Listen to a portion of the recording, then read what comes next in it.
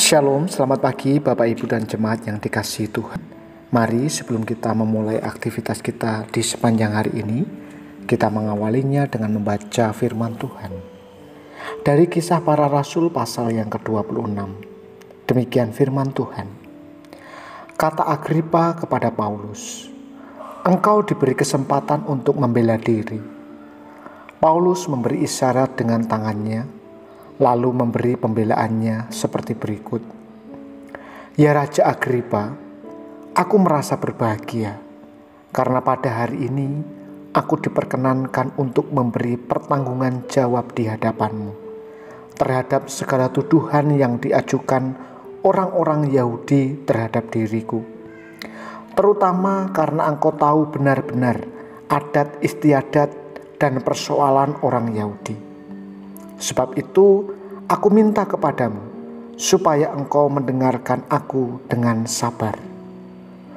Semua orang Yahudi mengetahui jalan hidupku sejak masa mudaku. Sebab dari semula, aku hidup di tengah-tengah bangsaku di Yerusalem. Sudah lama mereka mengenal aku, dan sekiranya mereka mau, mereka dapat memberi kesaksian bahwa aku telah hidup sebagai seorang Farisi menurut mazhab yang paling keras dalam agama kita. Dan sekarang aku harus menghadap pengadilan oleh sebab aku mengharapkan kegenapan janji yang diberikan Allah kepada nenek moyang kita dan yang dinantikan oleh kedua belah suku kita, sementara mereka siang malam melakukan ibadahnya dengan tekun. Dan karena pengharapan itulah, ya Raja Agripa, aku dituduh orang-orang Yahudi. Mengapa kamu menganggap mustahil bahwa Allah membangkitkan orang mati?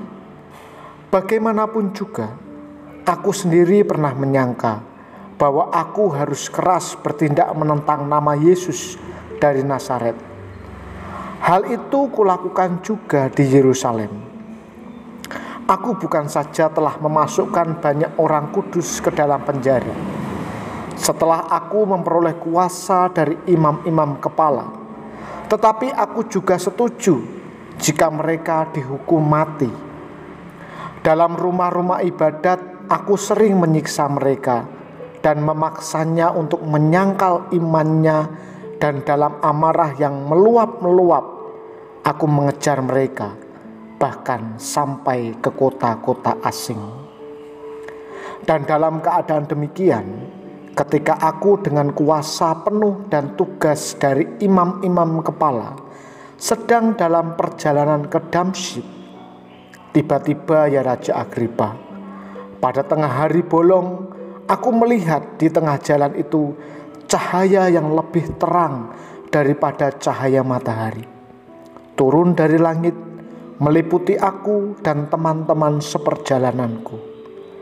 Kami semua rebah ke tanah, dan aku mendengar suatu suara yang mengatakan kepadaku dalam bahasa Ibrani, "Saulus, Saulus, mengapa engkau menganiaya aku? Sukar bagimu menendang kegalah rangsang?"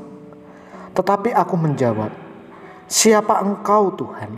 Kata Tuhan, "Akulah Yesus yang kau aniaya itu.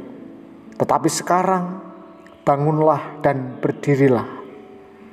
Aku menampakkan diri kepadamu untuk menetapkan engkau menjadi pelayan dan saksi tentang segala sesuatu yang telah kau lihat daripadaku dan tentang apa yang akan kuperlihatkan kepadamu nanti. Aku akan mengasingkan engkau dari bangsa ini dan dari bangsa-bangsa lain, dan aku akan mengutus engkau kepada mereka untuk membuka mata mereka, supaya mereka berbalik dari kegelapan kepada terang dan dari kuasa iblis kepada Allah, supaya mereka oleh iman mereka kepadaku memperoleh pengampunan dosa dan mendapat bagian dalam apa yang ditentukan untuk orang-orang yang dikuduskan. Sebab itu ya Raja Agripa, kepada penglihatan yang dari surga itu tidak pernah aku tidak taat. Tetapi mula-mula aku memberitakan kepada orang-orang Yahudi di Damsyik, di Yerusalem, dan di seluruh tanah Yudea, dan juga kepada bangsa-bangsa lain, bahwa mereka harus bertobat dan berbalik kepada Allah, serta melakukan pekerjaan-pekerjaan yang sesuai dengan pertobatan itu.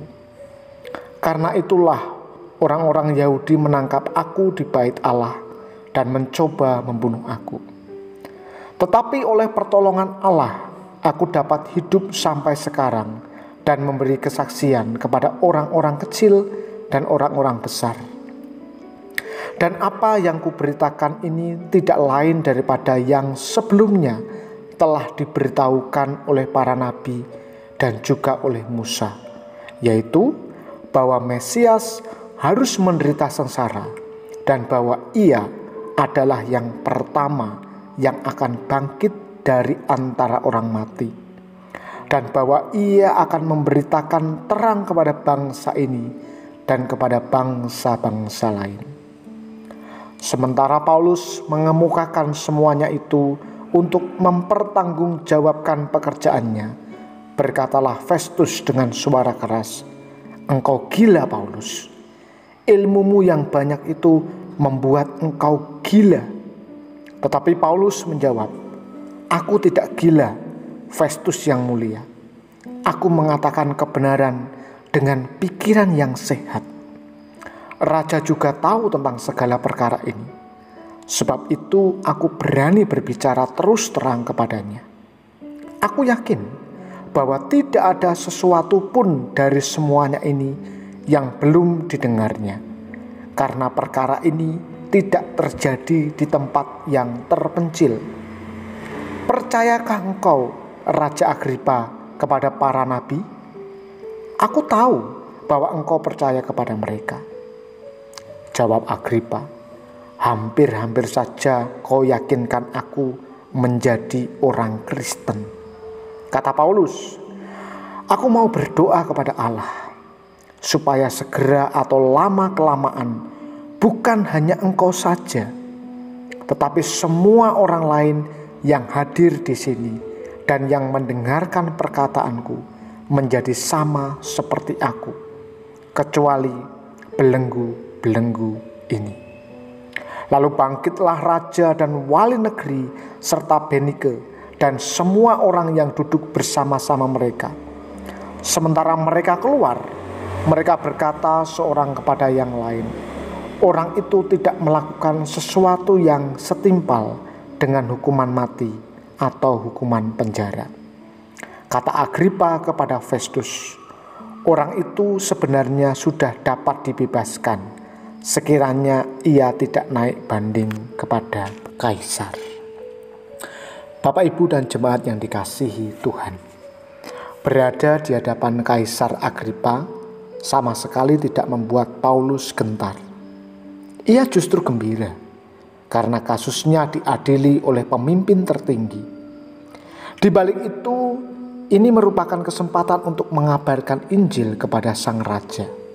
Sebelumnya, Tuhan pernah berkata, "Orang ini adalah alat pilihanku untuk memberitakan namaku kepada bangsa-bangsa lain, serta raja-raja dan orang-orang Israel."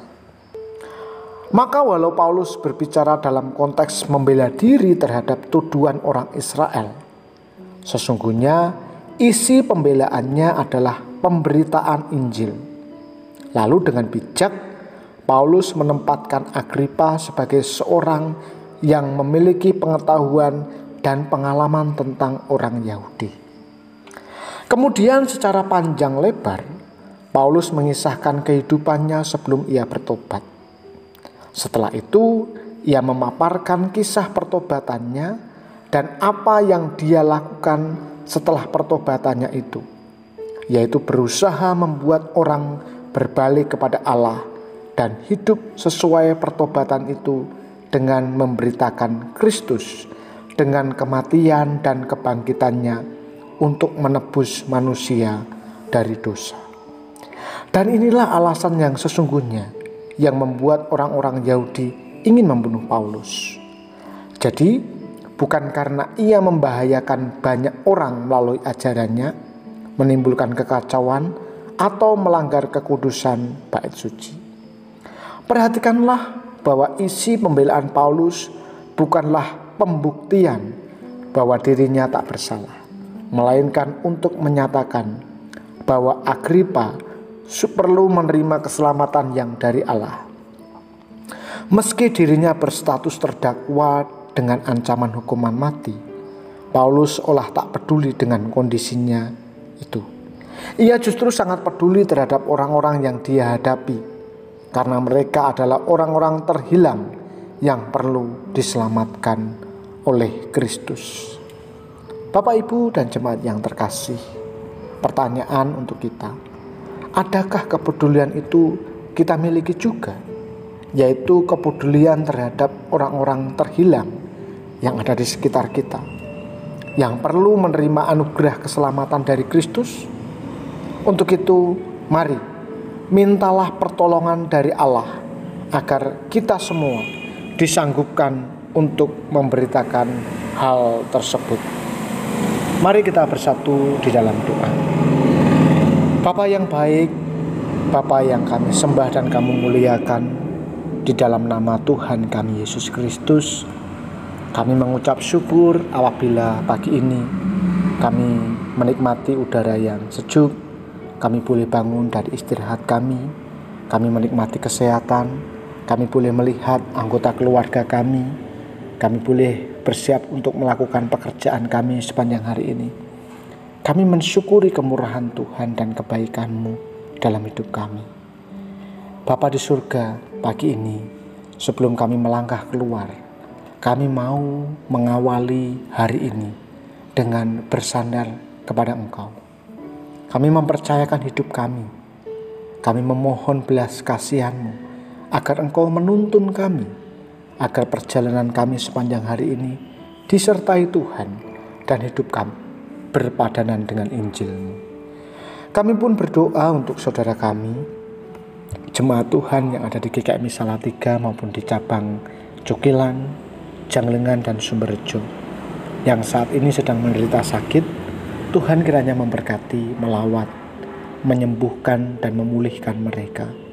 Mereka yang terbaring di rumah maupun di rumah sakit, Tuhan kiranya Engkau yang menjamah dan memulihkan keadaan mereka. Jemaat yang sedang bergumul dalam relasi dengan suami istri, anak-anak, menantu, tetangga, maupun orang lain, Tuhan yang memberikan hati untuk mengampuni dan memulihkan keadaan mereka. Jemaat yang bergumul dalam perekonomian, Tuhan yang memberkati pekerjaan mereka. Mereka yang sedang mencari pekerjaan, Tuhan kiranya juga memberkati mereka. Terlebih anak-anak kami, cucu-cucu kami yang sedang sekolah, Tuhan memberkati dengan hikmat, kepandaian, dan kecerdasan. Terima kasih Tuhan, kami sambut hari ini dengan penuh ucapan syukur, dan biarlah hidup kami berkenan kepada Tuhan. Di dalam nama Tuhan kami Yesus Kristus, kami berdoa dan mengucap syukur. Amin. Selamat beraktivitas Bapak Ibu semuanya. Tuhan memberkati.